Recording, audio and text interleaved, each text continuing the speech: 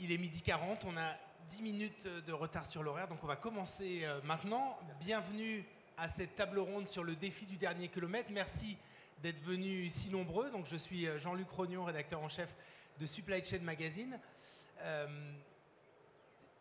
Les mois qu'on a vécu, les 18 mois qu'on a vécu là, je pense qu'on peut dire qu'il y a eu une accélération d'un phénomène qui était déjà en phase d'accélération. C'est évidemment les flux e-commerce et la part du e-commerce dans le retail. Il y a eu aussi un autre phénomène qui s'est accéléré et qui était déjà en cours, c'est la réduction des délais de livraison, et on voit encore plus maintenant dans certains secteurs l'émergence, notamment par exemple dans l'alimentaire, l'émergence du quick commerce qui est vraiment très très récente. Alors on a la chance en plus d'avoir un acteur du quick commerce sur cette table ronde. Voilà, est-ce que cette accélération des flux e-commerce, cette densification des volumes, est-ce que cette réduction des délais sont compatibles avec le fait de pouvoir laisser le libre choix aux clients? Est-ce qu'ils sont compatibles avec une certaine forme de rentabilité et alors je ne sais pas comment on dit, soutenabilité, de sustainability? C'est un peu de tout ça dont on va parler lors de cette table ronde avec 4 prestigieux intervenants. Donc à ma droite, Paul-Ambroise Archambault, qui est président et cofondateur de Pick Up Service, qui est président aussi de Stuart, donc 2 sociétés du groupe La Poste. Bonjour Paul-Ambroise. Eh bien, bonjour à tous. On a Mourad Ben Sadik, qui est directeur des opérations e-commerce de Carrefour. Ah, ça fonctionne. Bonjour à tous. Ça fonctionne bien. Bonjour Mourad. On a Michael Darchambault. Alors attention, il y a un Archambault avec un D à la fin et un Darchambault avec un D au début, qui ne sont pas de la même famille. Mais donc Michael Darchambault, qui est cofondateur et directeur de la stratégie d'un éditeur qui s'appelle Urbans. Bonjour à tous. Et puis on a Guillaume Luscan, donc je le disais, un acteur donc, du e-commerce, puisque vous êtes directeur des opérations et cofondateur de Cajoo. Bonjour et merci pour l'invitation. Voilà, alors donc là, moi j'ai envie un petit peu, c'est pas lancer le débat, c'est plutôt planter un peu le décor avec Paul-Ambroise sur les effets de cette pandémie et peut-être les leçons qu'on peut en tirer sur les flux de colis e-commerce et peut-être sur les habitudes des consommateurs. Est-ce qu'on a une vision claire de ce qui s'est passé, ce qu'on a vécu et ce qui pourrait y avoir comme conséquences dans les mois et les années qui viennent? Alors oui, rebonjour à tous. Bonjour Jean-Luc. Donc la pandémie, finalement, c'est assez incroyable d'avoir vécu ça. Il y a à la fois la pandémie elle-même, et puis à l'intérieur de la pandémie, il y a eu les lockdowns, les moments de confinement, qui ont été des moments très particuliers, à la fois pour chacun d'entre nous, et vraiment très particulièrement pour la chaîne et la supply chain. Donc on l'a lu partout, sur tous les secteurs, donc c'est vrai pour le nôtre aussi. C'est un phénomène qui a accéléré des choses qui étaient déjà existantes. Donc si je regarde un petit peu les business plans que nous on faisait avant la pandémie, et quand je regarde les chiffres où on est aujourd'hui, voilà, aujourd'hui on est sur des volumes qu'on avait prévus pour fin 2025 à peu près. Donc une accélération énorme, mais de quelque chose qui était prévu. Les lockdowns ont été des phénomènes à l'intérieur de la pandémie qui ont particulièrement éprouvé la robustesse des chaînes logistiques. Et on a pu voir d'ailleurs qu'elle était quand même assez robuste. Et puis après ça, il y a d'autres impacts qui ne sont pas liés à la pandémie, mais qui nous impactent fortement aujourd'hui. Les questions de sustainability du transport, donc tout ce qui est lié à ce qu'on appelle le transport green. Et ça, c'était déjà avant la pandémie et ça s'est accéléré avec la pandémie. Puis un troisième truc qui n'a pas non plus directement un lien avec la pandémie, mais qui a surfé sur la pandémie, qui sont les nouveaux usages, les nouveaux canaux. Le Q-commerce en est un. Et la pandémie n'en est pas l'origine, mais elle en est un phénomène porteur évident. Donc voilà, 18 mois complètement dingues. Globalement, une accélération, comme on l'a lu sur tous les secteurs, des trends qui étaient déjà là. Et puis en même temps, dans ce maelstrom, le devoir de développer les nouveaux circuits qui sont liés à la fois aux nouveaux services dans les zones urbaines denses et à la fois aux besoins de décarboner le transport un peu partout. Et dans les nouveaux usages, qu'est-ce qu'on peut donner comme quelques lignes directrices sur ces nouveaux usages par rapport à il y a 2 ans? Alors les nouveaux usages, sur le e-commerce, on ne peut pas parler d'un nouvel usage, on peut parler d'une accélération tout simplement.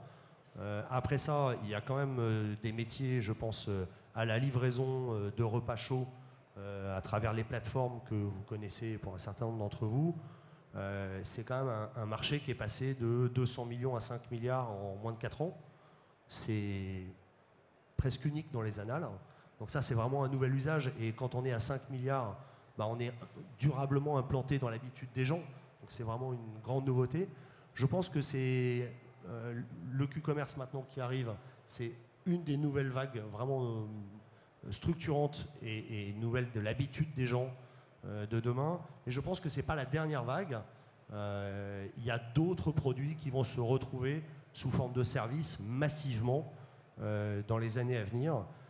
Donc voilà, on a vu la livraison de repas chauds. Comme quoi, par exemple, vous avez j'ai des petites idées, mais je ne veux pas tout révéler. Mais non, mais oui, je pense que c'est pas le. Je pense que la livraison de courses à domicile n'est pas la dernière vague de cette transformation par le service de la consommation. Et que oui, il va y avoir d'autres choses à la même échelle et avec la même force qui vont basculer dans ce pan serviciel.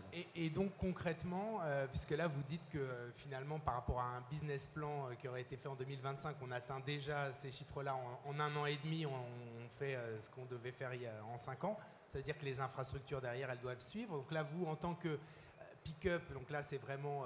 vous définissez un peu comme un producteur d'infrastructures, à la fois les points retrait et d'autres, et puis la partie Stuart livraison.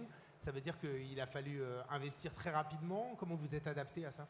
Alors oui, ça a tapé partout. Les infrastructures, on le voit, avec à la fois, on s'est retrouvé avec 3 ans de moins pour planifier dans nos grandes infrastructures. Là, je parle vraiment des hubs de tri. Voilà, un hub, c'est une grosse infrastructure. C'est 150 millions d'euros d'investissement par hub. Donc c'est des plans d'investissement à long terme, 20 ans en général. Donc on s'est retrouvé en retard par rapport à ces programmes-là. Mais voilà, d'un mal peut naître un bien. D'un autre côté, l'obligation qui nous est faite d'avancer dans l'infrastructure d'un dernier kilomètre entièrement décarboné nous a poussé, et encore une fois, le Q-commerce en est aussi un exemple, à réinvestir les centres-villes à travers des plateformes logistiques. Alors, dans le Q-commerce, c'est des plateformes de stockage de produits et de préparation de commandes. Dans le métier du transport, ce sont des plateformes de cross-docking, donc dans lesquelles on va venir en transport massifié, et puis dans ces plateformes de centre-ville, on va éclater le transport en mode doux. D'accord ? Donc ça, c'est pour répondre à un deuxième phénomène, qui est que maintenant, le transporteur ne quitte plus sa zone de chalandise, et on va avoir des livreurs qui sont présents dans la zone de chalandise de 7h du matin à 22h le soir. Alors qu'avant, ils partaient très tôt de banlieue le matin, ils faisaient un tour dans la ville, et après ils repartaient en banlieue vers 14h, 15h. Là, on va découper ce métier en deux, et on va se retrouver avec des gens qui sont presque des îlotiers, pour les plus anciens d'entre nous, des îlotiers de quartier. Donc il y a une transformation de la supply, et ça a un impact sur les bâtiments. C'est que ce flux qu'on fait passer par ces hubs de centre-ville, eh bien, ça déleste la pression qu'on a sur nos hubs en dehors des villes. Vous en avez combien aujourd'hui des hubs de centre-ville? C'est récent. Alors c'est récent, on a commencé à développer ces hubs de centre-ville dans un partenariat avec Carrefour, grâce à l'équipe de Mourad. Et on a créé un format qui est un format hybride entre un drive piéton ou une sorte de point relais alimentaire. Donc c'est un lieu dans lequel les gens viennent retirer leurs courses et dans lequel il y a une capacité de stockage, notamment en frais, qui permet de gérer ça. Et puis on a rajouté dans ce hub qu'on a créé avec Carrefour, on a rajouté une activité de cross-dock à la fois pour la livraison de courses alimentaires et à la fois pour la livraison des colis, puisque maintenant on se met à faire des tournées de distribution cross-dockées dans ces lieux. Alors qu'avant, la camionnette partait de banlieue et elle faisait un tour dans Paris et elle ressortait. Voilà. D'accord. Donc là, y a vraiment, on n'est plus seulement dans un point de retrait, Voilà, donc, on rayonne. Donc Pick-up Service, que certains connaissent ici, qui est un des spécialistes du point relais. Le point relais étant une infrastructure en soi, a développé ensuite des consignes qui sont également une infrastructure. Et après ça, toujours dans le thème de l'infrastructure, Pick-up a développé avec Carrefour ces drives piétons qui servent en même temps de plateforme de cross-docking. Et on en déploie de plus en plus. Et donc Pick-up continue dans son métier de fabricant d'infrastructures. Et Stuart, à l'autre bout, lui vient accoler son transport. Et donc on crée des offres aujourd'hui qui sont des offres dans lesquelles il y a de l'immobilier et du transport, alors que les deux métiers étaient quand même relativement séparés par le passé. D'accord, donc il y a une évolution aussi des compétences. Alors je vais me tourner vers un autre, enfin pas un autre Archambault, puisque là pour le coup c'est vous, Michael d'Archambault. Vous connaissez cette problématique du dernier kilomètre et de logistique urbaine depuis longtemps. Vous avez créé il y a 10 ans The Green Link, qui est un opérateur qui était, ou qui est toujours d'ailleurs, qui était un opérateur du dernier kilomètre. Maintenant, vous êtes spécialisé dans l'édition de solutions pour le pilotage de ce dernier kilomètre pour des e-commerçants ou des transporteurs. Comment vous voyez évoluer par rapport à justement ces dernières années? On n'est plus du tout dans le même paysage et dans le même univers? Bonjour à tous. Donc, déjà, en fait, la logistique du dernier kilomètre, elle a beaucoup évolué en fait, ces 10-12 dernières années. Donc moi, initialement, je suis du domaine des énergies renouvelables. Donc j'ai l'occasion d'être... je suis belge, donc désolé, personne n'est parfait. J'espère qu'il y a des compatriotes dans la salle quand même. Mais j'ai eu l'occasion de venir à Paris, je travaille dans un autre domaine d'activité. Et à 27 ans, j'ai eu l'opportunité de me poser la question, est-ce que je reste à Paris ou est-ce que je quitte Paris? Et c'est là que je me suis quand même rendu compte que Paris était une ville magnifique. C'est une des plus belles villes du monde, dans laquelle il y avait une possibilité de créer quand même sa boîte, un concept, qui allait être celui de développer des petites plateformes logistiques urbaines couplées avec des véhicules écologiques pour réaliser une livraison neutre en CO2. À cette époque, c'était assez compliqué quand même de rentrer dans ce domaine. Il y avait très peu d'acteurs. Il y avait un acteur qui s'appelait La Petite Reine à l'époque. Il y avait beaucoup de réunions avec la ville de Paris pour trouver et identifier des sites logistiques qui étaient ce qu'on appelle des ELU, donc des espaces logistiques urbains, qui allaient être mis à disposition par la ville de Paris ou par des partenariats avec des sociétés de parking comme Vinci, etc., de façon à vraiment réinventer la logistique urbaine. Et c'est là où j'avais vu FedEx faire des livraisons sur le boulevard Saint-Germain avec un triporteur. Et je me suis dit, cette idée, elle est géniale. Et donc, j'ai directement appelé le directeur du développement durable de chez TNT, Monsieur Mancard, je rends hommage maintenant. Et il m'a vraiment offert cette chance d'aller voir des opérations et de me dire, tiens, pourquoi est-ce qu'on ne deviendrait pas partenaire d'un expressiste, parce que c'était beaucoup d'expressistes qui étaient mis sous pression à l'époque, pour, lancer un pilote dans Paris, d'avoir une opération donc, de cross-docking, c'est-à-dire de se faire livrer des colis sur des petites plateformes urbaines, et ensuite de les éclater en petites tournées de distribution dans des véhicules écologiques, avec cette notion de mutualisation des flux. Donc d'avoir des plateformes qui allaient pouvoir mutualiser dans un même véhicule des flux de TNT, FedEx et d'UPS, et que sur le dernier kilomètre, on ait finalement une meilleure densité du nombre de livraisons. Donc au lieu de passer avec 3 camions dans la même rue, eh bien on passait avec un triporteur dans une seule rue, donc on augmentait la densité. Donc si on augmente la densité, la productivité. Et ensuite, le but, c'était de faire un roll-out de ce projet au niveau européen. Et c'est là où je me suis rendu compte qu'en 2013-14, j'ai vu des solutions arriver sur le marché. Il y a Uber dans les transports de VT6, de passagers, pardon. Et je me suis dit, en fait, ce qui manque au secteur de la distribution urbaine, c'était cette notion technologique qui allait permettre d'intégrer un flux sur le dernier kilomètre, à savoir faire une opération de dispatch, donc rapidement scanner des colis, en quelques minutes pouvoir dispatcher des centaines de colis dans les petits hubs urbains, les reséquencer dans des tournées afin qu'un livreur arrive, prenne en charge une tournée et puisse partir avec son triporteur. Et c'est là où je me suis rendu compte que là ça a vraiment été l'expansion, où je me suis rendu compte que c'était la technologie qui allait transformer le paysage du dernier kilomètre.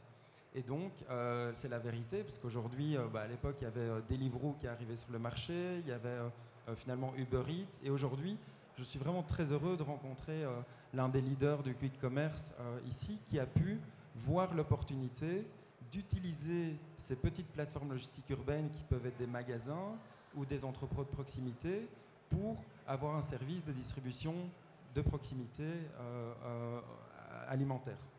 Maintenant, le dernier kilomètre, ce n'est pas uniquement l'alimentaire. Le dernier kilomètre, c'est aussi comment est-ce qu'on va optimiser l'acheminement finalement des produits dans les petites plateformes logistiques urbaines, parce que si les stocks deviennent plus petits, ça nécessite des rotations aussi de livraison plus importantes.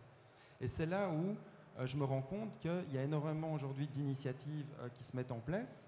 Les villes se structurent correctement avec des entrepôts logistiques en périphérie, donc on appelle ça l'avant-dernier kilomètre en fait, d'avoir des entrepôts un peu plus grands qui vont permettre en fait l'essor du e-commerce urbain de façon écologique. Parce qu'attention aussi à prendre en compte que cette explosion des livraisons amenait aussi une explosion des petits vans urbains, normalement, pour faire cette livraison du last mile. Et là, on parle de Paris, mais en réalité, Paris est une vitrine de ce qui se passe dans toutes les plus grandes métropoles européennes. Et que ce qui se passe à Paris, si on arrive à le faire, on peut le déployer, le dupliquer dans plusieurs villes européennes. Si je résume, il y a 10 ans, on imaginait que le problème principal, c'était, il fallait le résoudre de toute façon, mais c'était aussi quand même la partie un peu physique des ELU, mais finalement, il fallait quand même une surcouche technologique qu'on a développée par la suite. Et vous en êtes un peu la preuve avec Urbans. En fait, c'est ça qu'il fallait aussi avoir pour pouvoir approvisionner et optimiser chaque ELU. Oui, absolument. C'est vrai que moi, je crois aujourd'hui très fort à la technologie pour pouvoir rendre un modèle vertueux. On a aujourd'hui accès à une technologie qui est quand même relativement bon marché dans la mesure où il y a des acteurs qui sont spécialisés sur le développement de solutions ultra performantes qui doivent permettre aujourd'hui à l'industrie de ne pas devoir réinventer la roue, mais de se connecter via API sur des solutions très spécialisées, sur des corps, des domaines bien spécifiques. Donc on va parler d'un OMS, d'un WMS, d'un TMS et certainement plein d'autres solutions. Et on va parler aujourd'hui de plateformes. Et dans le dernier kilomètre, on a aujourd'hui, voilà, on en parlera un petit peu plus tard, mais développer ce genre de plateforme qui permettent de scaler. Il y a un nouveau terme d'ailleurs qui apparaît, alors je ne sais pas si vous l'utilisez, le DMS, les Delivery Management System. Vous considérez qu'Urbans c'est un DMS ? Non, nous on est plus considéré dans le paysage retail comme un TMS, même si aujourd'hui on n'intègre pas toutes les fonctionnalités d'un TMS et on n'a pas vocation à être un TMS qui intègre de la facturation, qui intègre peut-être de la gestion de ressources.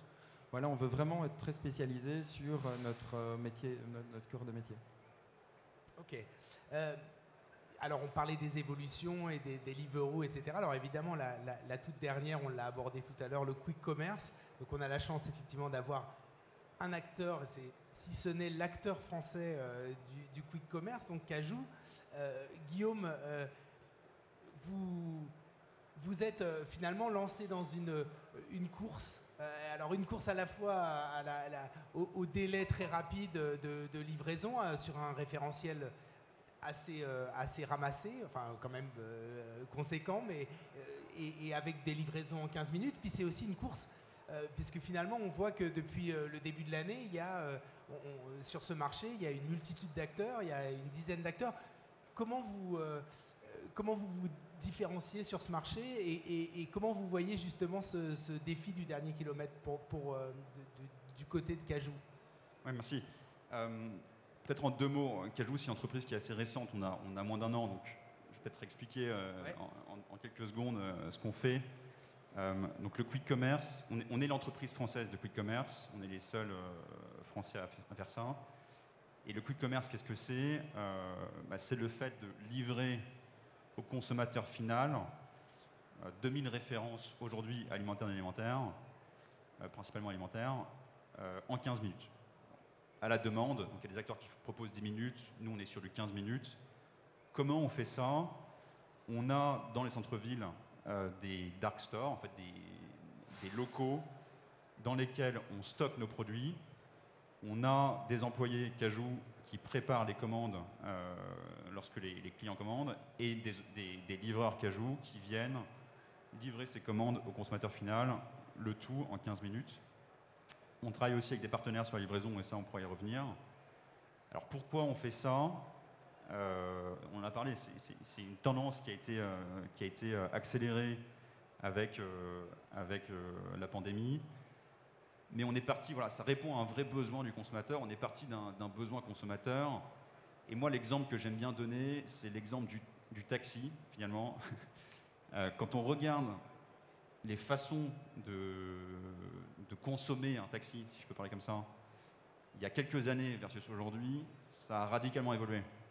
Aujourd'hui, quand on veut un taxi en centre-ville, on sort une application, quelle qu'elle soit, et on commande à la demande un taxi qui arrive en quelques minutes.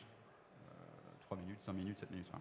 Il y a quelques années, on allait à une borne taxi à 300 mètres, ou alors on appelait une ligne téléphonique et on réservait un taxi sur un créneau. Hein. Et nous, on s'est un peu inspiré de ça et on s'est dit, finalement, il y a peut-être une offre à créer sur un format similaire avec une livraison vraiment à la demande, vraiment ultra rapide, vraiment fluide et vraiment transparente pour le consommateur final. Donc voilà, on commande, on voit tout de suite le statut de la préparation de commande, le statut de la livraison et on est livré extrêmement vite. Donc voilà, ça c'est le pourquoi. Et le comment? Voilà, donc le comment, c'est les dark stores, j'en ai pas parlé. Ouais. Et effectivement, du coup, c'est une course. C'est une course parce qu'il faut livrer vite. Ça, c'est le premier point. Et ça nécessite d'avoir les locaux, donc le réseau logistique amont, enfin le réseau logistique pour stocker les produits et pour être proche du consommateur final et pouvoir le livrer vite. Donc il y a déjà une vraie course immobilière à aller chercher les locaux pour être proche du consommateur final. Parce qu'aujourd'hui, vous avez un entrepôt en périphérie de Paris et vous avez combien de dark stores par exemple dans Paris? Ouais, aujourd'hui, Cajoo, c'est grosso modo 10 dark stores dans Paris, 20 dark stores à l'échelle France. On est 80 personnes au siège et en comptant les livreurs opérateurs, on est à peu près 800 personnes. Voilà. Et donc voilà, donc ça c'est ce qu'on fait. Et effectivement, il y a une course, on voit qu'il y a beaucoup d'acteurs qui arrivent. Nous, on est le premier acteur à être arrivé en France début d'année, donc en février. Depuis, il y a 10 acteurs qui ont investi le marché. Alors, c'est à la fois rassurant parce qu'on se dit qu'il y a un marché, et c'est d'ailleurs ce qu'on voit. Ce n'est pas un besoin qu'on a inventé. Les chiffres montrent, quand on analyse nos chiffres de rétention, il y a une stickiness qui est très forte. Quand on regarde en fait sur 100 consommateurs nouveaux le mois N, combien rachètent en mois N+1, c'est très largement au-dessus de la moitié et avec plusieurs commandes. Donc il y a une vraie stickiness au service, c'est pas un besoin qu'on a inventé. Voilà, donc c'est la raison pour laquelle il y a beaucoup d'acteurs qui sont très financés. Pourquoi? Parce qu'il y a des investissements marketing très importants à faire. Il y a une course à aller chercher le consommateur final. Donc ça, c'est le premier point.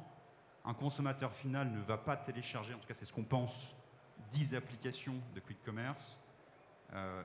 C'est pas un marché winner takes all, en tout cas c'est ce qu'on pense aussi. Donc il y a de la place pour 2, 3, 4 acteurs peut-être, mais probablement pas 10. Si un consommateur est content du service qu'il a sur une application ou deux, il va rester sur cette application. Du coup, de ce point de vue-là, il y a une vraie course à l'expansion et à aller chercher et convaincre des consommateurs. Et le deuxième point, c'est une course au financement. Pourquoi? Parce que c'est un secteur qui nécessite beaucoup d'investissement. Je l'ai mentionné juste avant. En fait, trouver un dark store, pour signer un dark store, il faut mettre de l'argent sur la table. Donc il faut donner de l'argent, il y a une commission aux agences, il y a un dépôt de garantie, il y a une caution bancaire. Donc là, vous avez déjà mis sur la table plusieurs dizaines, voire plusieurs centaines de milliers d'euros. Après, il y a des travaux à faire pour aménager le local. Pareil, c'est plusieurs dizaines, voire centaines de milliers d'euros. Et donc tout ça, quand on ouvre des dizaines de dark stores, ça représente des sommes vraiment conséquentes. D'où les financements et les tours de financement qui sont assez impressionnants qu'on voit sur ce secteur. Et d'où les partenariats qu'on commence aussi à voir fleurir, notamment avec Cajoo avec Carrefour, Gorillaz avec Casino. Peut-être que c'est pas fini d'ailleurs, on verra peut-être d'autres. Donc là, je passe sans transition parce que justement c'est une transition et c'est pour ça que je vous gardais aussi un peu pour la fin, Mourad. Parce que finalement, vous illustrez avec Carrefour un peu tout l'enjeu de la complexité de ce dernier kilomètre, puisque vous avez, pour vous, le problème est largement complexe et pluriel. Vous avez des partenariats, vous avez certains partenariats avec des acteurs, vous avez des drives, vous avez des magasins de proximité, vous faites du click and collect, vous faites de la livraison à domicile, les drives piétons, maintenant aussi le quick commerce avec Cajoo. Comment on orchestre tout ça et finalement comment on arrive à garder le cap sur la partie, ce qu'on disait tout à l'heure, sur la problématique de rentabilité et de sustainabilité du dernier kilomètre. Alors, je me permettrai d'ajouter à la longue liste des services que vous avez évoqué un certain nombre de services qui sont très plébiscités par nos clients. Je vais citer la livraison express qui a été lancée il y a quelques années par Carrefour et qui trouve son public. Et une offre plus récente qui est une offre de personnel shopper qui s'appelle OK Market, qui est également assez plébiscité par nos clients. Et puis, un autre service qui est pour le coup beaucoup moins connu, qui a toute sa place dans ces sujets de dernier kilomètre, qui est le laisser de caddie ou lâcher de caddie, qui est une offre proposée à nos clients qui aiment flâner dans nos magasins, qui aiment faire leurs courses dans le magasin, qui aiment toucher le produit et qui aiment également déléguer l'acheminement des courses à leur domicile. Et là, on s'appuie sur des partenaires comme Stewart, par exemple, qui vont assurer ce dernier kilomètre. Et puis, j'aimerais également insister sur notre réseau, sur notre formidable réseau de magasins, qui est le réseau Proximité et Market, qui nous permet en réalité d'adresser ce dernier kilomètre de manière agile et pertinente. Avec un réseau comme celui de nos magasins, à titre d'exemple, si je prends l'Île-de-France, c'est quasiment 550, et pour être précis, 535 magasins au service de nos clients qui vont permettre d'adresser le dernier kilomètre de manière pertinente et efficiente. Donc lorsque le offline est au service du online et du online au service du offline, on arrive à faire des merveilles en termes de dernier kilomètre. Et puis, dans un souci d'aller chercher toujours plus pour nos clients, d'apporter une satisfaction encore plus grande, au-delà de la qualité de nos produits alimentaires, assez reconnus chez Carrefour, nous avons voulu aller chercher un service, des services, un certain nombre de services qui puissent nous permettre toujours de répondre présent à la demande du client. Et on a évoqué effectivement le quick commerce. Avec cet objectif chevillé au corps de satisfaire toujours plus notre client, tout simplement, on a voulu aller chercher ce nouveau service qui est le quick commerce, un service qui se voulait performant, un service qui se voulait qualitatif et surtout un service qui se voulait éminemment scalable. Parce que notre objectif premier, ce n'est pas tant de répondre à une agglomération, mais bien évidemment à un maximum de clients.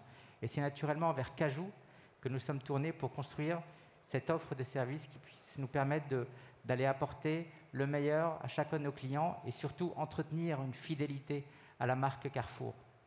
Et c'est en ce sens où globalement, sur l'ensemble de notre périmètre de responsabilité, l'ensemble de notre offre de services, on a voulu proposer, quel que soit le domaine, d'être best in class à nos clients.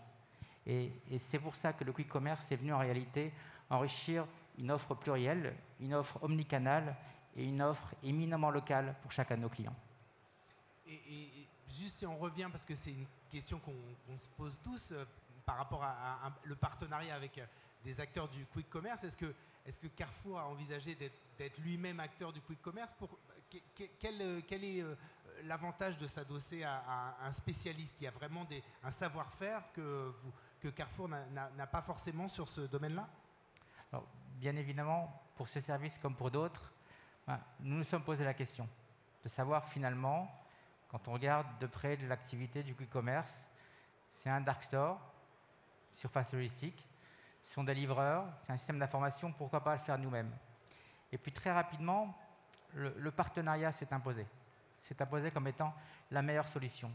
Et lorsqu'on regarde de très près un peu l'offre que nous avons créée, qui s'appelle Carrefour Sprint, il y a 3 éléments qui sont structurants et qui font de cette offre une offre best in class.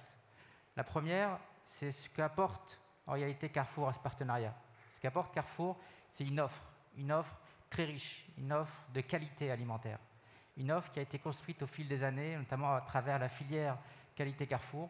Et puis, il y a également un apport de Carrefour qui est fabuleux, qui est toute cette supply chain amont. Chaque jour, cette supply chain, qui pour moi est l'une des meilleures d'Europe, va livrer plusieurs milliers de magasins. Donc ces 2 assets-là ont été mis au profit de ce partenariat.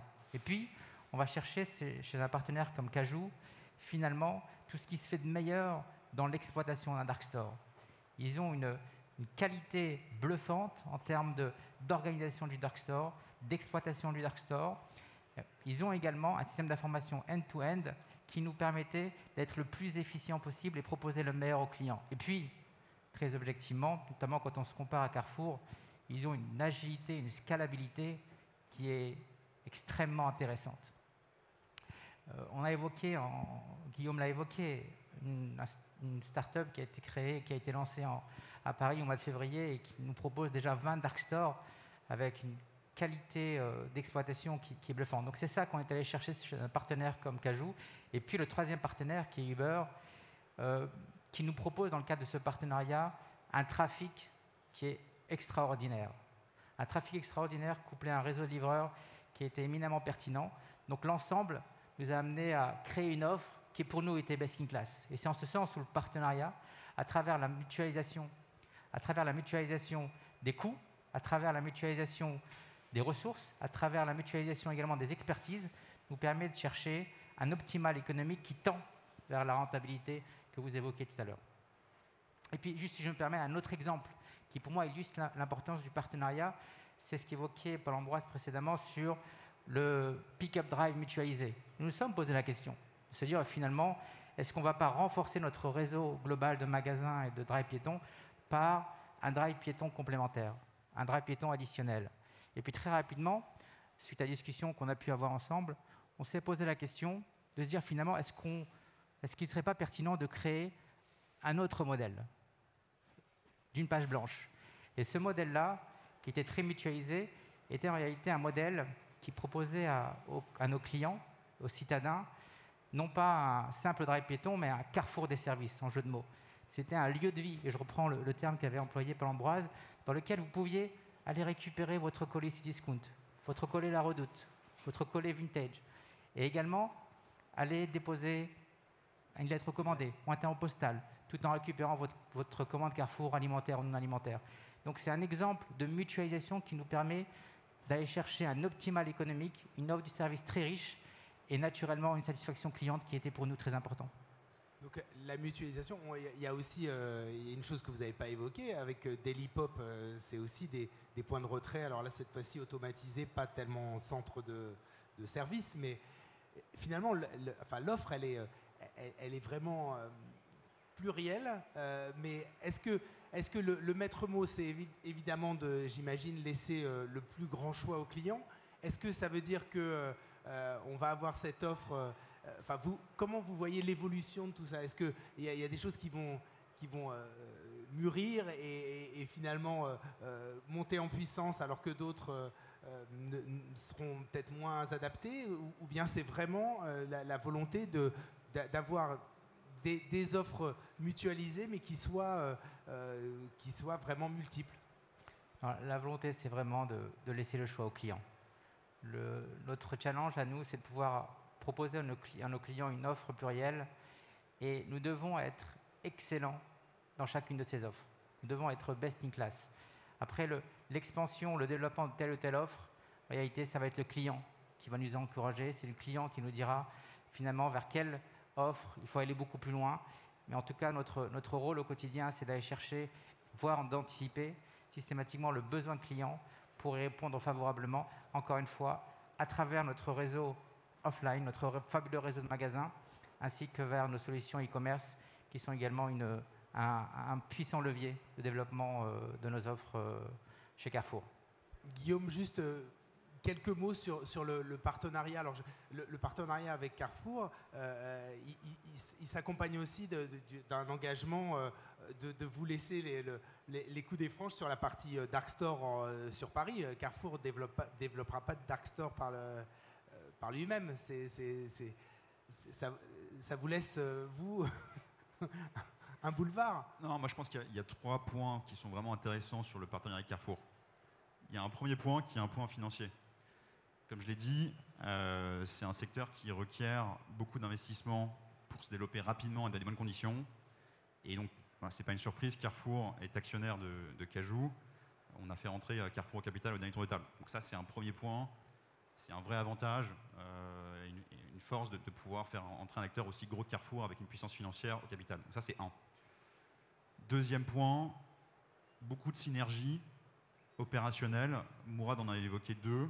Donc, un point qui est le choix finalement qu'on a grâce à Carrefour sur l'assortiment qu'on peut proposer aux clients. Ça, c'est un vrai point différenciant. Notre métier, en fait, en tant qu'opérateur quick commerce, c'est de s'assurer que dans un espace qui est assez restreint, pour réduire les coûts, les loyers, on arrive à maximiser le nombre de références qu'on stocke et s'assurer que ces références qu'on stocke, c'est celles que le client veut. Donc ça, c'est avoir accès à ce choix-là au meilleur coût. Grâce à Carrefour, on bénéficie d'une force de frappe de négociation. Donc ça, c'est le point 2. Point 3, la logistique amont.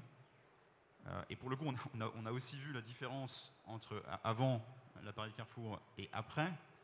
On avait commencé à construire des plateformes logistiques amont avant d'avoir ce partenariat avec Carrefour. Et donc tous nos fournisseurs nous livraient sur une plateforme qui stockait, on rééclatait, on relivrait nos dark stores. C'est des coûts qui sont assez conséquents. Mais désormais, on peut bénéficier d'un réseau supply chain qui est best in class, à la fois en France et aussi plus tard ailleurs. Donc ça, c'est 3. 4, la data. On arrive à avoir des conseils de Carrefour sur les régions où se déployer, sur l'assortiment à proposer aux consommateurs dans ces régions-là. 5, l'immobilier. Grâce à Carrefour, on a accès à des opportunités d'investissement qui sont pertinentes pour nous. Et on peut passer devant des concurrents, et c'est un point qui est extrêmement important, je l'avais mentionné. 6, les achats indirects. Dans un dark store, vous imaginez bien qu'il y a des frigos, des congélateurs, il y a des caméras, il y a des étagères, il y a des dalles souples au sol, il y a des contrats de maintenance, il y a des contrats d'entretien, etc. En fait, Carrefour peut nous mettre en relation avec des fournisseurs et grâce à ça, en fait, on a aussi accès à un réseau, un écosystème au meilleur prix. Donc, voilà. J'ai listé quelques synergies, je ne vais pas toutes les parcourir, il y en a d'autres. Et le 3e point sur lequel je voulais revenir, c'est l'offre Carrefour Sprint. Un des enjeux du quick commerce, c'est de monter en volume rapidement pour saturer les dark stores. On investit beaucoup d'argent sur l'ouverture de locaux, des travaux, etc. Si on n'a pas de volume derrière, on ne rentabilise pas. Et donc l'avantage aussi de ce partenariat, c'est qu'on est prestataire logistique pour l'offre Carrefour Sprint. Donc on a un partenariat Carrefour, Uber, Cajoo. Ça nous permet de récupérer un volume de commandes assez conséquent et de saturer nos dark stores. Alors, c'est vrai que c'est une évolution. Là, je pense que vraiment sur l'e-commerce alimentaire, on voit depuis 2 ans une montée en puissance quand même importante. Paul Ambroise, sur votre activité, parce que finalement au départ, Pick-up Service, c'était aussi, si ça marche encore, les points de retrait, c'était pas forcément de l'alimentaire ou alors du sec. Maintenant, vous êtes vraiment lancé dans ce... Comment vous vous êtes adapté à cette nouvelle donne ? Alors, l'arrivée pour nous de l'alimentaire dans notre sphère d'activité, elle s'est faite par le rachat de Stuart. En fait, Stuart s'est basé et a démarré son aventure sur la livraison de repas à domicile en France, en Angleterre, en Espagne. Juste pour vous donner une idée, Stuart, c'est quand même une entreprise qui fait maintenant 500 millions d'euros de chiffre d'affaires. Et c'est un vendredi après-midi, c'est 400 000 livraisons de repas en Angleterre. Juste sur une après-midi, un vendredi. Donc c'est des volumes absolument colossaux. Et on a commencé par cette partie-là, et très vite, le e-commerce express a commencé à faire des livraisons à domicile. Donc on livrait des repas, on s'est mis à la livraison de courses à domicile. On a commencé par un segment qui était un segment qui est assez proche finalement de ce que le Q-commerce a réinventé. On livrait des courses assez petites qui rentraient dans des sacs à dos de cyclistes qui étaient les mêmes cyclistes que ceux que nous utilisions pour les livraisons de repas.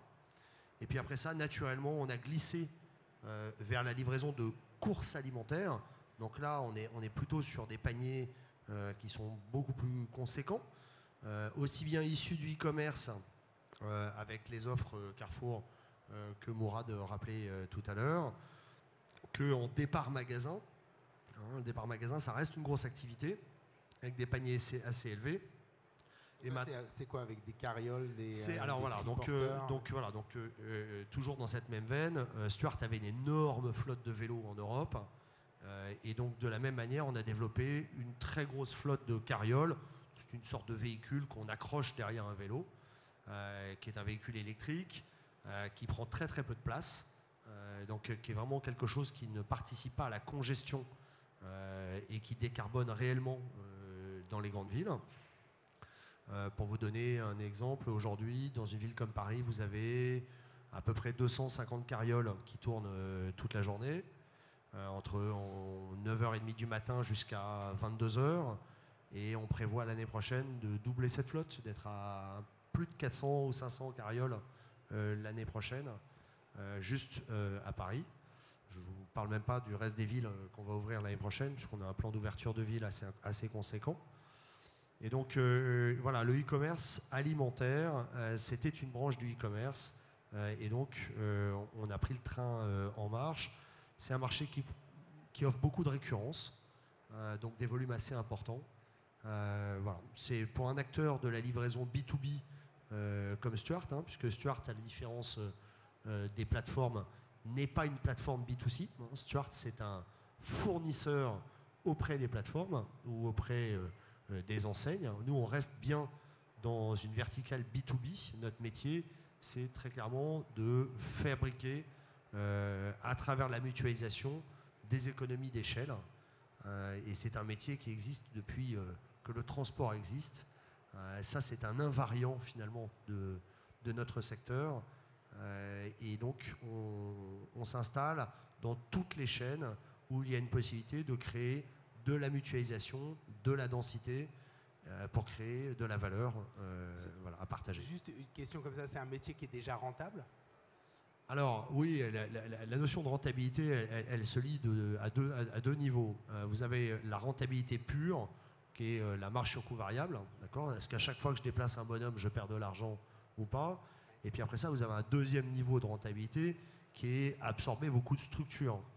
Donc chez Stuart, par exemple, il y a quand même presque 300 personnes juste au développement informatique.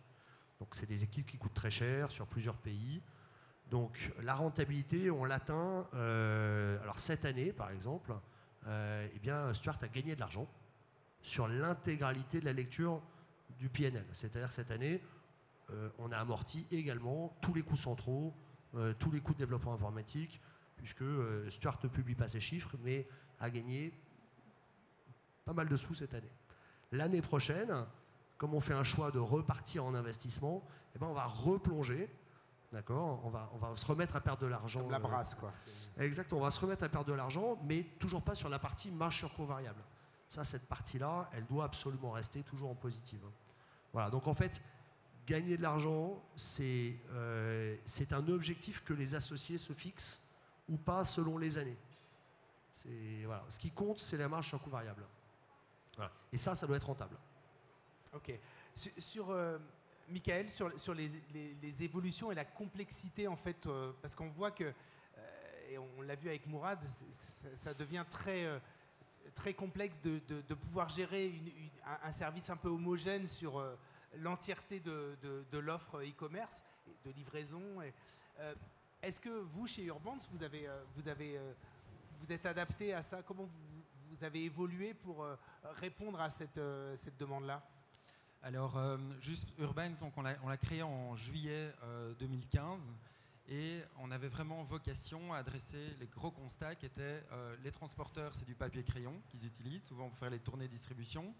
L'e-commerce est en pleine croissance et les villes vont contraindre les transporteurs à utiliser plus de véhicules écologiques, en tout cas à changer la pratique. Constat de 2015.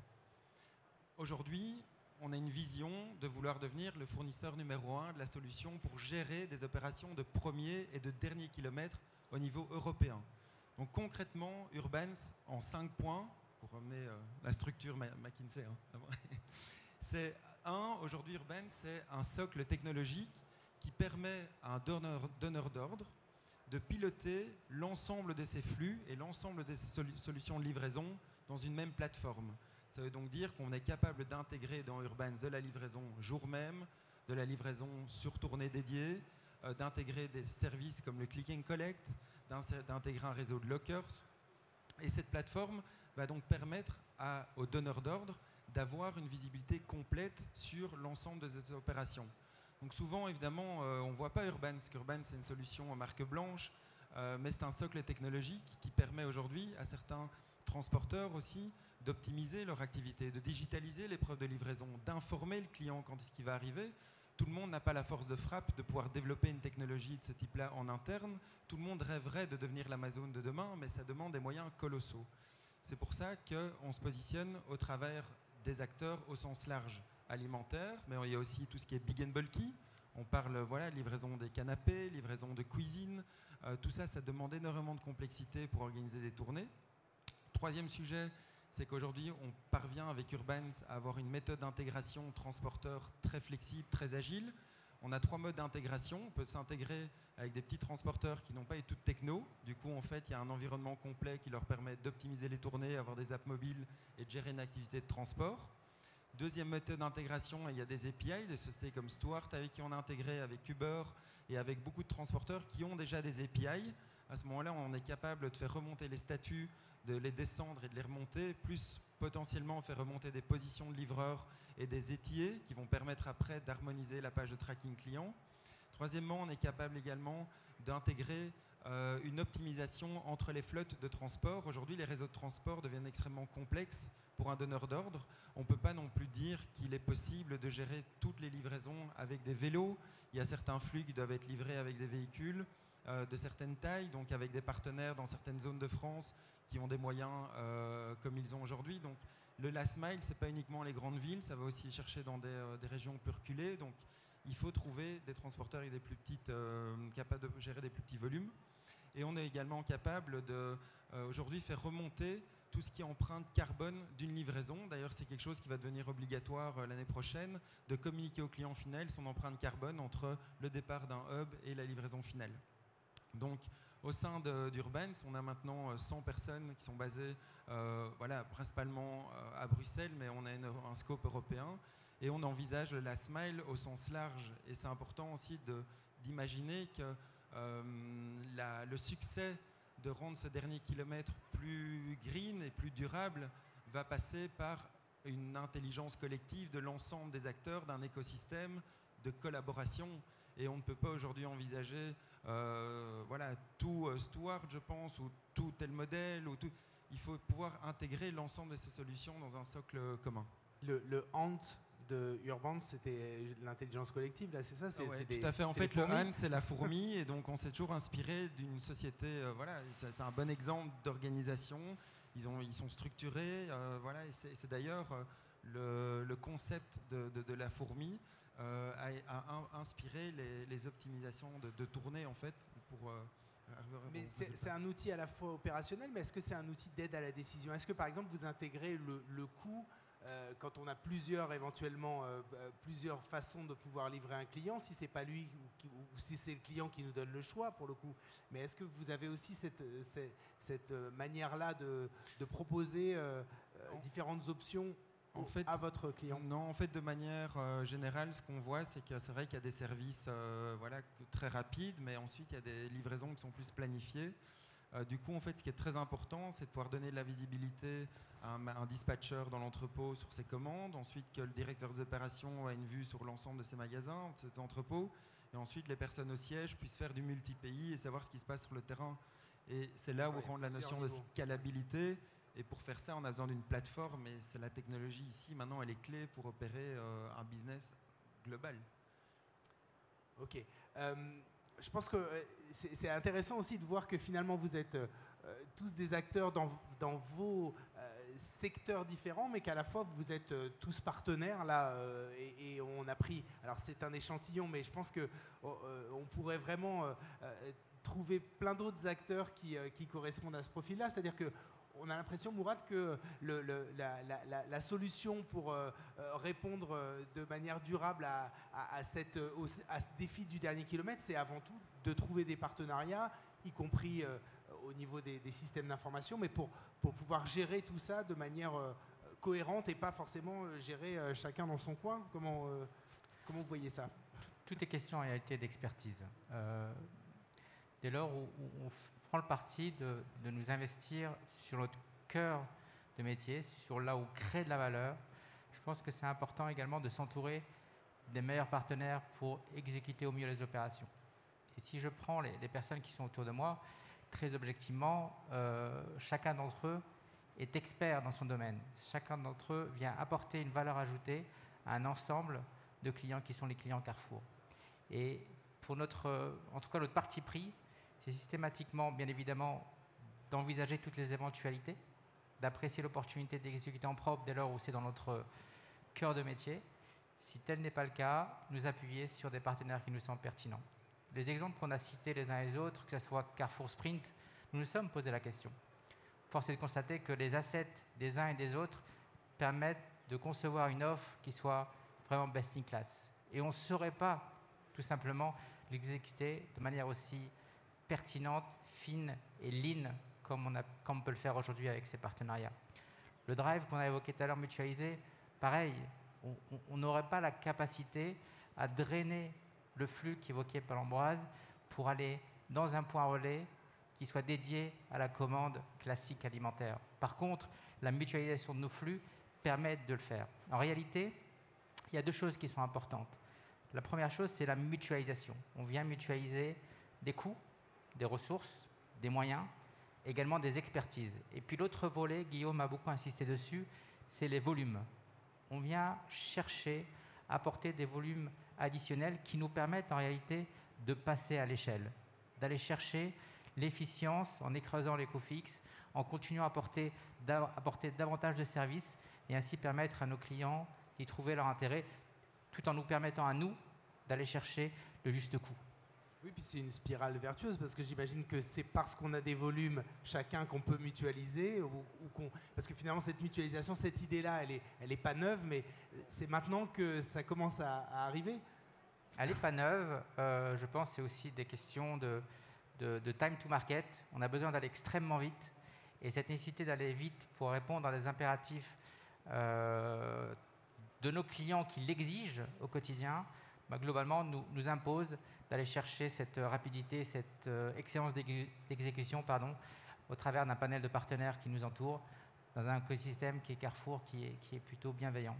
Paul-Ambroise, vous vouliez rajouter quelque chose sur cette partie à la fois volume et mutualisation? Comment vous voyez? Moi, évidemment, bon, je partage et je souscris largement à ce qu'explique Mourad, et j'en ai fait mon mantra il y a déjà quelques années.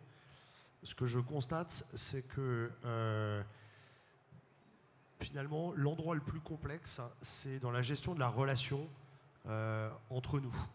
Et ce qui fait la différence, c'est d'être capable de se parler très en amont, de partager nos projets, alors que dans une vision très sous-traitant donneur d'ordre, avec l'appel d'offres comme sanction au milieu, les possibilités de coopérer pour le meilleur des deux et pour développer en synergie des choses, en fait, c'est pas un bon outil. Et donc, l'appel d'offres a toujours sa place pour sanctionner à la fin par des chiffres les choses, mais il y a une immense valeur, et je pense que c'est ce qui maintient et anime notre passion, dans les espaces d'échange qui viennent bien avant, qui permettent de partager la passion, la vision et les intérêts de chacun. Et ensuite seulement vient la mise en forme de l'appel d'offres. Mais je pense qu'il y a un vrai changement culturel qui est aujourd'hui rendu possible par des gens comme Mourad qui ont une approche que moi je trouve plus moderne des relations et qui font place à des temps de discussion et qui permettent de voir si on peut s'aligner ou ça va être difficile, ou c'est pas le moment, ou ça sera le moment après tel événement, et qu'il y a beaucoup d'intelligence et en fait beaucoup d'argent à gagner dans la création de relations à valeur ajoutée. Voilà. D'accord, bon, ça valait le coup de le mentionner. On a déjà dépassé, mais nous on a commencé en retard, donc c'est pour ça que je prends sur moi ces 10 minutes, il reste 4 minutes, mais je tiens quand même à faire un tout petit tour de table. Alors c'est vraiment en guise de conclusion, mais quelques mots sur le défi du dernier kilomètre. Si vous aviez chacun un souhait pour les prochains mois ou les prochaines années, on n'a pas eu le temps tellement de parler justement de la partie réglementation. Tout à l'heure, Michael, vous évoquiez le fait qu'en 2015 déjà on disait ça va évoluer, etc. Ça évolue peut-être pas aussi vite d'ailleurs qu'on peut le penser. Mais Guillaume, si vous aviez quelque chose qui résumerait vos attentes sur le défi du dernier kilomètre, vous diriez quoi? Je dirais plusieurs points. Je dirais, premier point, l'immobilier. Ça peut paraître assez étonnant, mais en fait, avoir le local de la bonne surface au bon endroit, en fait, c'est game changer pour les opérations. Et une fois qu'on a un local de 100 mètres carrés, s'il faut plus de place, c'est ça. On ne peut pas pousser les murs. Donc ça c'est hyper important. Deuxième point, les partenaires. Ça rejoint la discussion qu'on a déjà eue. Et nous, on est hyper fiers d'avoir bien sûr Carrefour comme partenaire sur la partie plus macro et amont. On travaille aussi avec Stuart, on travaille aussi avec d'autres partenaires, exemple coursier.fr. C'est des partenaires qui sont français. Et ça, c'est une fierté pour nous, acteurs français. Donc ça, c'est 2. On opère quand même une partie de nos livraisons en interne. Et un des enjeux liés à ça, court terme, c'est d'avoir les bons profils. C'est un secteur qui est en train d'exploser. Et en fait, avoir des profils qui sont motivés, qui sont réellement intéressés par le travail de livreur, c'est pas facile. Donc ça, c'est un vrai enjeu. Et lié à ça, il y a un sujet équipement qui, en plus, en ce moment, est particulièrement tendu avec les tensions qu'on a d'approvisionnement vers les pays asiatiques. On a besoin de donner à ces livreurs le meilleur équipement possible pour pouvoir prendre des commandes qui sont parfois volumineuses, pour pouvoir aller vite, pour pouvoir pas perdre de temps à verrouiller un vélo en bas de chez le client, etc., etc. Donc voilà comment je le résume à court terme. Et à moyen terme, évidemment, il y a un sujet automatisation. Et bon, on n'en est pas là encore, en tout cas pas qu'à joue. Mais ça sera forcément quelque chose qu'il va falloir surveiller dans les années à venir. On le pense. Ok. Michael, même. Alors pour nous, on a remarqué donc les acteurs opèrent en silo. Donc on est parvenu déjà à casser les silos au sein d'un acteur en connectant les différentes parties prenantes, à savoir le donneur d'ordre avec son transporteur, le transporteur avec son client final, et de faire remonter de la donnée. Un des enjeux, ça va être de continuer l'intégration avec encore plus de transporteurs pour offrir en fait plus de flexibilité et d'agilité aux donneurs d'ordre qui souhaitent se développer sur les différents modes de livraison. Et donc on parle ici de time to market, donc de scalabilité à un niveau pas uniquement en France mais européen. Et du coup, si au final on a une meilleure intelligence dans la planification, suivi, réception. On aura de la donnée. Cette donnée, on va pouvoir déjà mesurer l'empreinte carbone. Une fois qu'elle est mesurée, on va pouvoir mener des actions pour la réduire. Et il y a des nouvelles choses qui vont arriver, du coup, pour arriver à notre vision de rendre ce last mile vraiment plus durable et vraiment beaucoup plus efficace que ce qui peut l'être encore aujourd'hui. Voilà. Ok. Mourad, sans dévoiler de secrets stratégiques sur, sur Carrefour. Il y a 2 enjeux majeurs auxquels on doit absolument faire face. Il y en a un qui a été effleuré par Guillaume, c'est la rareté. Rareté immobilière, rareté des ressources, rareté des voies de circulation, rareté des voies de stationnement, rareté en toujours. Donc c'est entre guillemets une problématique majeure auquel on doit faire face. La seconde, c'est l'exigence. Une exigence client qui est de plus en plus importante. Un client qui veut des délais, pour ne pas dire de l'immédiateté, de la gratuité, qui veut de la flexibilité. Je veux être livré maintenant, je veux être livré à tel endroit, je veux pouvoir changer d'avis. Et pour faire face à ces 2 enjeux que je qualifierais majeurs, si je devais ajouter le green, je mettrais dans le second point. Finalement, nous, notre réponse Carrefour, c'est d'avoir une supply chain, plus largement une organisation qui soit ouverte, on parlait de partenariat, qui soit résiliente. Je pense que ce qu'on a vécu ces dernières années chez Carrefour le montre. Une organisation qui soit digitale et bien évidemment une organisation qui soit locale et omnicanale, qui puisse nous permettre de nous appuyer sur nos 2 forces qui sont ces 2 canaux majeurs pour le groupe. Ok, Paul-Ambroise, je vous laisse les quelques mots de la fin. Non, mais écoutez, que ça marche très bien dans les 2 sens. Donc, oui. Ce qui est chouette quand ça revient dans ce sens-là, c'est qu'en fait, j'ai pas grand-chose d'autre à ajouter. Hein. Guillaume l'a dit, Mourad a élargi. Voilà, je pense que l'enjeu le plus important des 2 prochaines années, c'est la ressource. Hein, donc, ce que Mourad rappelait sous le terme de rareté. Hein. Donc, faire en sorte que nos chauffeurs y trouvent un métier dont les règles s'établissent et dont le sens se calcifie pour pouvoir en faire un des grands métiers de demain.